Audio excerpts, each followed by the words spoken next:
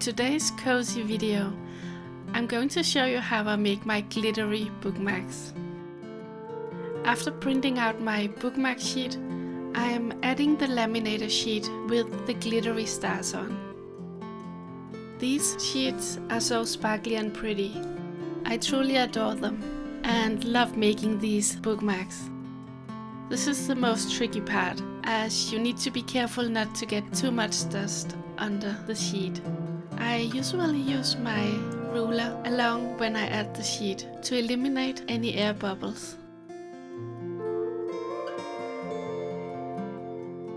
When the sheets are added on the front and on the back, I cut out the bookmarks. This is probably the most time-consuming step of the process. Nevertheless, I really like this part as well. It's time to add the rounded corners.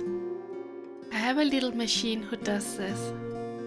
It's very easy and it makes the bookmark look a little cuter. And here we have the finished bookmarks.